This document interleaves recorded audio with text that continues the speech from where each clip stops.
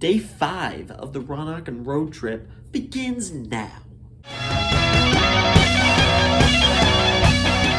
I'm Ronoc N Roll, and this is what I did in my first full day in Tennessee and the 5th day of my road trip to Los Angeles. I woke up at 8:30 today and set off to Sun's studio, where I got my ticket for a tour that was happening at 2:30 later today.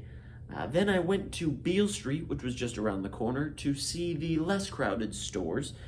Less crowded because it is a Sunday morning and not a Saturday night. I checked out a lot of shops, including Memphis Music, which is a record store, and the old-timey general store called A. Schwab.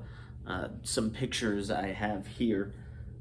Two very cool spots with a lot to see in them. Across the street from A. Schwab was a place called King Palace Cafe. They had award-winning gumbo, which I got. They had gator chips, which I just had to get.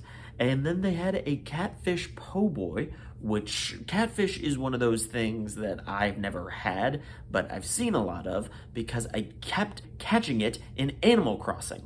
Everything I had there was tasty enough so I would have leftovers for tonight. But those leftovers I had to take back to my hotel, but while en route to my hotel, I saw another record store, River City Records. Now this place was, while small, definitely crammed a lot of personality into it and had a wide array of music. The trip back to my room was just to wash up and get ready for the Sun Studio tour, which I don't know if it's because I am a musician, but the entire tour just felt electric. Like you could feel the history in that place. Here is where the magic happened. They have changed nothing about the studio. It is 100% authentic to what it was almost 80 years ago. This is where blues thrived and rock and roll was essentially born. Our guide also touched on the $1 Million Quartet, which was a jam session between four of the most well-known artists of the genre. This picture was hung up right where it happened, right where they were standing when that picture was taken. And for those who don't know, from left to right, that's Jerry Lee Lewis, Carl Perkins, Austin Butler, and the man in black himself, Johnny Cash. After the tour, I headed back up Beale Street to see what more there was to do, what more I could find. There was a museum dedicated to the works of photojournalist Ernest C. Withers. They were very strict about the photo policy there for good reason. And so here is the outside of the museum. Inside, the pictures span the slew of historical events that Withers managed to capture from behind the lens. The civil rights movement, school desegregation, voting registration, the Tent City protest. It really made me look around and realize how far we've come. Like nowadays, Withers would have used an iPhone to capture the racial injustice in America. To make myself less sad about the state of the world, I turned to my true passion, billiards. There was a pool hall right next door called People's on Beale Street, and it smelled like it was coated with years of cigarette smoke and stale beer that stained the felt. The Rock welcomed me with his arm outstretched and his bottle of brandy tequila in his hand. "No thank you, Mr. Johnson, I am no man like you." And the painted sign next to him angered me to an unfathomable level. Why, you may ask? Well, that's because in pool, the 1, 2, and 3 balls are respectively colored yellow, blue, and red. So, it's just weird to me how at a place dedicated to pool, the outside window has a red 1 ball, an orange 2 ball, and an orange 3 ball. And they're all striped. They're not even solid like they're supposed to be. You had one job. It was to look at the pool balls and paint them correctly.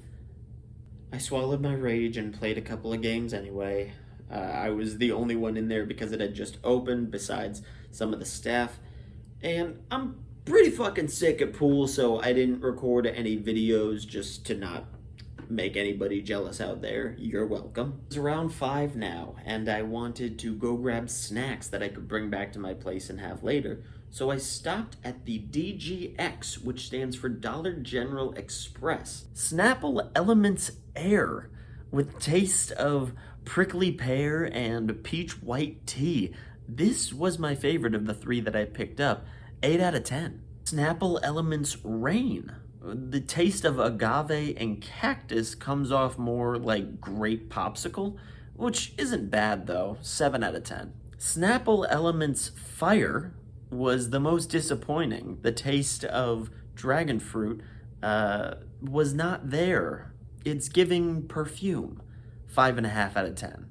A Smarties Mega Lollipop, I guess?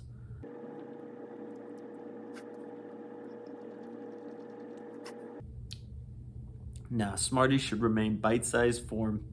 I love Smarties too, and this is a major disappointment. 1 out of 10. A Chella's Chocolate. I think there's a cherry in here. I don't know, so we're gonna try and see.